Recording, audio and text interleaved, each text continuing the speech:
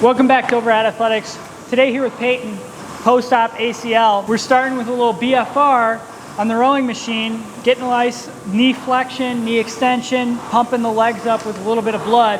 What we want to show you guys is some of our closed kinetic chain quad strengthening activities that we're using with Peyton, as well as some of the perturbation style activities we're using with the aqua ball to train the hamstrings. So that's coming up right here. We're gonna let her go through about 10 minutes of BFR, 60% occlusive pressure here, just to get a nice little fatigue, burn, and as much blood as we possibly can into that operative knee and leg. On to the next.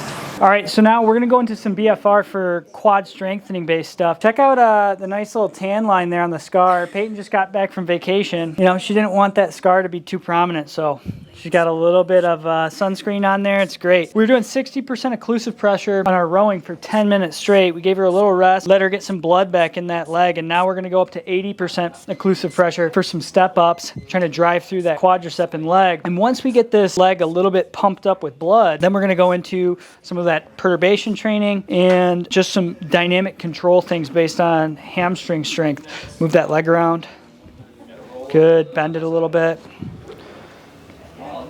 Good, so we're up at 80% here. We're gonna go into some step-up drives here. We're up here on our power drive step-ups here. We like to use that standard rep scheme of 30, 15, 15, 15, so 4 total sets. We just bumped her up a little bit in height here. We're looking at dynamic control of that knee throughout the range of motion. We like to use some of these closed kinetic chain activities early on before we progress to our open kinetic chain stuff. She's 10 weeks post-op. We've been doing a little bit of open kinetic chain hamstring strengthening. We're just gonna show you a little bit of what we're doing there on just the hamstring curl machine. And then we're following that up with some more closed kinetic chain strengthening, dynamic control. She's getting a little fatigued here. We like that. We like to see it, but we wanna make sure that as she gets fatigued, she doesn't lose position. So we're looking at knee position as she goes through the range of motion. And this is a pretty standard progression for some of our ACLs about 10 weeks out, is let's get them strong as we can and get as much blood into that leg as we can. Don't let that air pressure off. And we like to kind of give her a little break. She can decompress the cuff in between exercises. I don't like her to decompress it during sets, cheater. So we're gonna pump it back up. We're gonna go through a few more sets here. And then we want to show you guys some of the things we're doing with the sled work for, as well as kind of what we're starting to do as far as the aqua ball trainers and those sorts of things. So what we're watching is knee position. Do we see a valgus collapse or just kind of a valgus moment on the knee? And it looks pretty good here. We want to see some dynamic control throughout the range of motion. Get all the way to the top. Good.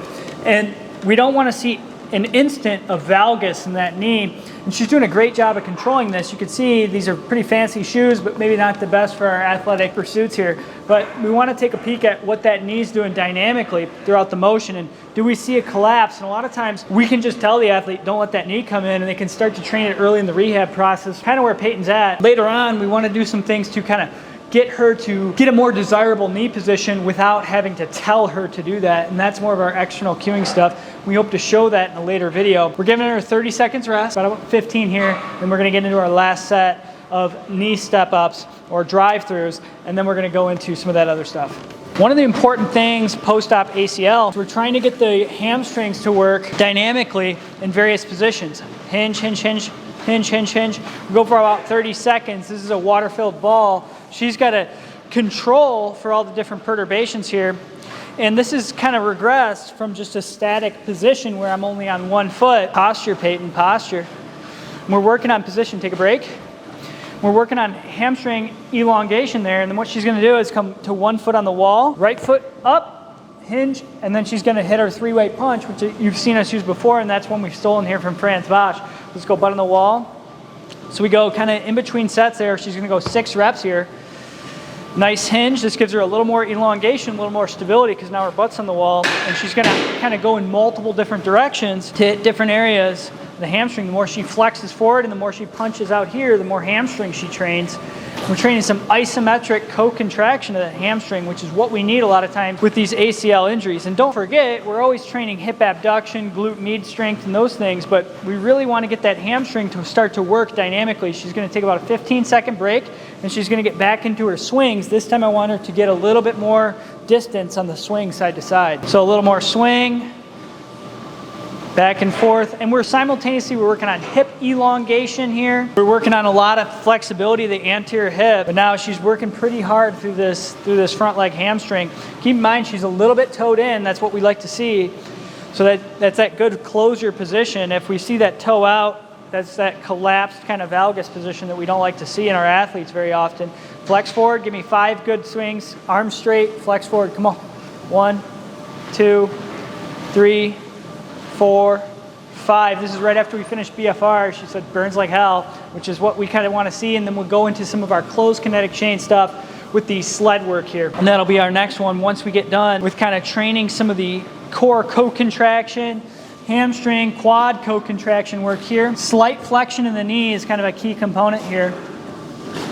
That allows her to activate both hamstring and a little bit of quadricep there, which is what she needs in kind of her braking force when she stops to cut in basketball, and that's her primary sport is basketball. Let's go into the sled. So we're on the sled, up on the toes, not too fast to start.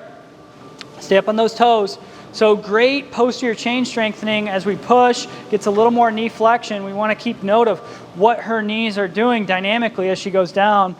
Do we see that valgus moment? And we can see a little bit of it. So one of the big things we want her to do is just start to be a little bit more controlled in her push.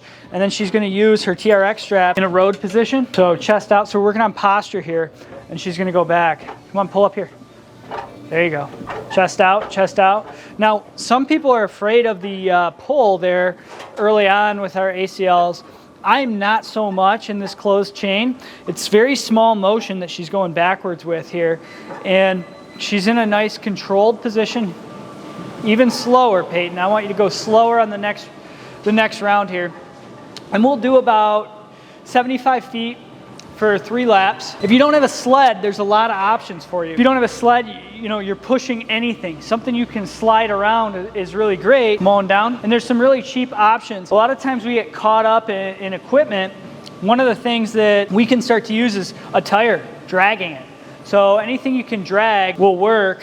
Slow down, slow down. Slow, slow, slow. And this is in preparation for some of her running related activities, and we want to get those quadriceps as strong as we can. Okay, I want you really slow and deliberate on the way back. So we're gonna do 3 laps here. We just bumped up her weight a little bit today. So now she's at 40 pounds on the sled, and each sled's gonna be slightly different depending on the friction of the surface you're pulling on. Posture, shoulders, good. We can start to work on some upper body things at the same time as we're working on a sled activity. Just to get some closed kinetic chain straightening and strengthening there of that leg as we go through the motion. So something we like to do in a lot of our ACLs. I'd like Peyton to be a little more controlled, a little more deliberate, a little more slow in the last round. I know she's fatiguing, but it's good. One thing you notice right now is Peyton's working hard. She's not in here kind of walking out without any sweat on her. This is a workout, and that's really what it should be. Great job. Slow, slower. Make these last 30 feet very slow and intentional. Stay up on those toes. So we're working on gastroc strength at the exact same time. And what we're going to finish on is just some of our open kinetic chain hamstring work. We have not yet implemented any of our open kinetic chain quadricep work yet. And one of the reasons for that is just some of the shear loads that can be on the knee with some of those things. When I talk about open kinetic chain, I mean when your foot's not connected to the floor. Those are times when we can get a little more shear load because we don't have that grounding effect of synergy between the muscles on the front and the back. So we'll let her finish this repetition out here. Kind of the last one I want to show you guys is just some of our open kinetic chain now. Foot's not connected to the ground. Closed kinetic chain, foot's connected to the ground. So not connected here. She's just doing hamstring curls. Got her using both sides just so she can stay comfortable. And then one thing I'm doing is I'm just making sure we don't go into too much knee extension at the bottom because we kind of want to avoid that overextension moment that sometimes occurs on some of these machines. And she's doing a great job. I want her to try to use the surgical leg as much as possible on the way down. So they're really hitting that eccentric component. Good. And she's considerably stronger here than even 2 weeks ago, which is great. But we don't neglect the hamstrings and the open kinetic chain like this because the hamstring actually, if you think about it, the hamstring actually works an open kinetic chain during gait and running quite a bit. So take a little break there and then you gotta go again. And so we're working a lot on endurance here in the hamstring to start building a nice foundation, starting to get a little hypertrophy of the muscle to build that muscle back up. And then we start to do some more pure strength things. And I really like isometric based strengthening later on in the process as far as strength building. At this point, eccentric work, concentric work for endurance works really well. Let's go into the next set. Once again, I want to just be cognizant of that knee kind of in extension there. We're not getting a ton of overpressure and extension. So she stays slightly flexed at the bottom, which is totally cool. This is a lot of the time things that we're focusing on with ACL is 10 weeks out, let's get the hip to extend as good as we possibly can or as much as we possibly can in a controlled fashion. Let's work on gluteal strength, which we didn't show in this video. We're happy to show in a future video. And then let's really work on some sagittal plane movements as well as a little bit of transverse plane stability with the aquaball trainers. If you like this video, hit the thumbs up, subscribe. We'd love to post some more on ACL rehab in the future. So let us know in the comments section if you guys want to see that. And we'll see you guys in the next video.